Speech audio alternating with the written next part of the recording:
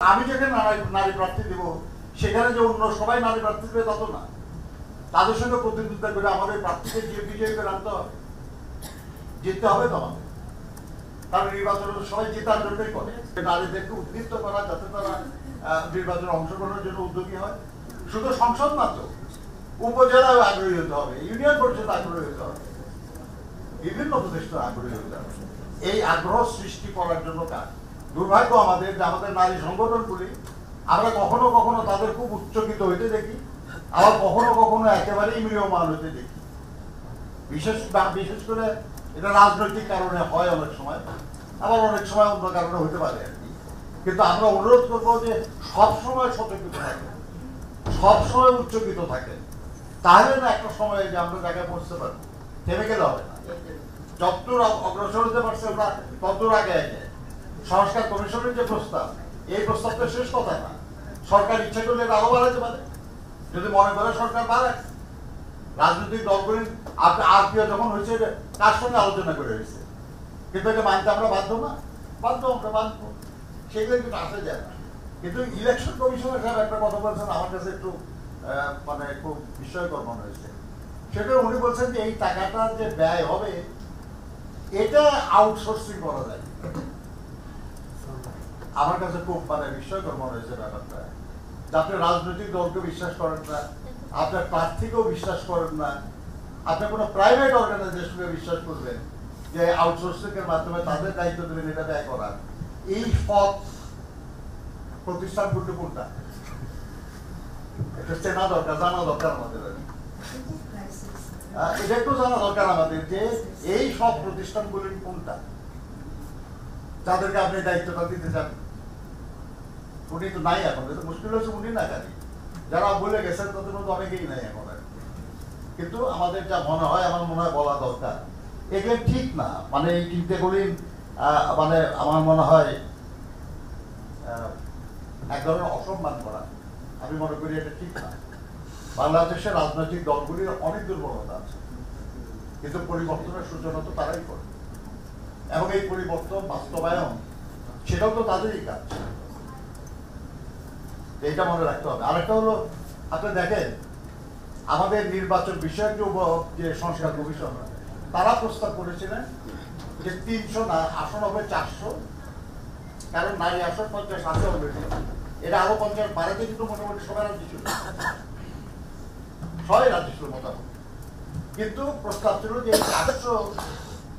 100 আসন বাংলাদেশ থেকে 400 কনস্টিটিউয়েন্সিতে ভাগ করা, 300 জায়গায় কইরা ঘূর্ণায়মান পদ্ধতি। যেমন পঞ্চগড় 1, 2, তারপরে ঠাকুরগাঁও 1, তারপরে ঠাকুরগাঁও 2। আপনি ঠাকুরগাঁও 2 নারীদের জন্য নির্দিষ্ট করে দিলেন, ওখানে কোনো পুরুষ দাঁড়াতে পারবে না। তারপরে ঠাকুরগাঁও 2, 3, 4 বাদ দিয়ে 5 দিনাজপুর 1, ওটা নারীদের জন্য নির্ধারিত হয়ে গেল। এরপরে নির্বাচন এরকম। এখন এই নিয়ে অনেকে আপত্তি আছে, কিন্তু এটা সংশোধনী প্রস্তাব পাই। সংশোধনী প্রস্তাব তো থাকতে হবে। যদি বলি যে আমার আসন 300ই আছে, এই 300-র মধ্যে আমাদের 30% দেওয়া লাগবে, ওটা না 90 জন নারী প্রার্থী তো পাওয়া লাগবে আমার। এবং আমি যেখানে নারী প্রার্থী দেব সেখানে যে অন্য সবাই নারী প্রার্থী দেবে তত না, তাদের সঙ্গে প্রতিদ্বন্দ্বিতা করে আমাদের প্রার্থীকে যে বিজয়ী করে আনতে হবে, জিততে হবে তো আমাদের।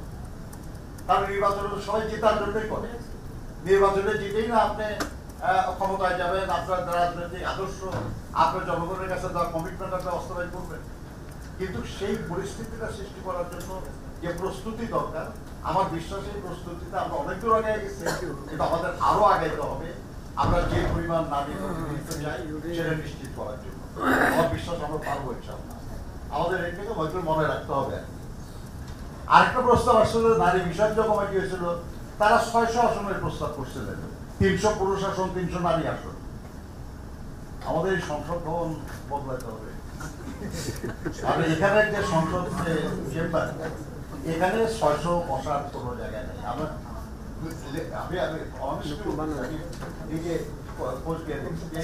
এবার যে দর্শক গ্যালারি 400 মানালেই ভিআইপি গ্যালারিটাকে সংসদের অন্তর্ভুক্ত করতে হবে। So we'll have to go for some change. আর 600 আসন করে তার 300 মহিলা বলে না, আমার তরফ থেকে ওরা বলতে আমার মনে হয় ভালো একটা যে ঠাকুরগাঁও এক দিনাজপুর ওটা আমার করতে হবে, কারণ সুনির্দিষ্ট করতে পারে তো আপনাকে। আরেকটা যদি বলেন আসন 300ই থাকবে, প্রত্যেক আসনে 2 জন করে এমপি হবে, একজন পুরুষ একজন মহিলা, তাও হয়, তাহলে 300 হইল। কিন্তু সেক্ষেত্রে আপনার কাজের বিভাজন এগুলো নিয়ে আলোচনা করতে হবে যে কে কোন কাজটা করছে। কাজে ব্যাপারটা এমন না আর কি যেটা খুব সহজ বললাম আর হয়ে গেল। আলোচনা করতে হবে, পর্যালোচনা করতে হবে, করে আমাদের একটা কনক্লুশনে এসে পৌঁছতে হবে। এই ব্যাপারে কেউ তো অভিযোগ করার কিছু নাই, কেউ নিজেকে চ্যাম্পিয়ন হওয়ার কোনো কারণ নাই, কারণ যার তেমন কিছু করতে হবে না তার বলতে তো কোনো অসুবিধা নেই। এখন আমাকে বলবো তো আমার প্রবলেম হলো I will have to implement it. আমি বিএনপি নির্বাচন পরিচালনা কমিটিতে থাকি, আর স্ট্যান্ডিং কমিটির মেম্বার হিসেবে আমরা তো পার্লামেন্টারি বোর্ডের সদস্য, আমরাই রিকমেন্ডেশন দিই। কিন্তু আপনি যখন বলবেন আমার অভিজ্ঞতা থেকে আমাকে বিবেচনা করতে হবে যে আপনার এই বলাটা আমি রাখতে পারবো।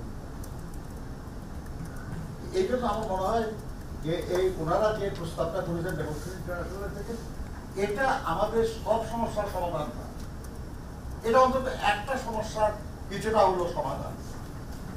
যে আমরা নারী প্রার্থীদের মনোনয়ন দেওয়ার ব্যাপারে যদি কেউ অর্থের ব্যাপারে দুশ্চিন্তা করেন, তাহলে তারা জানবেন যে নারী প্রার্থী সরকারের কাছ থেকে একটা অ্যামাউন্ট রিজার্ভ অ্যামাউন্ট মানি পাবে।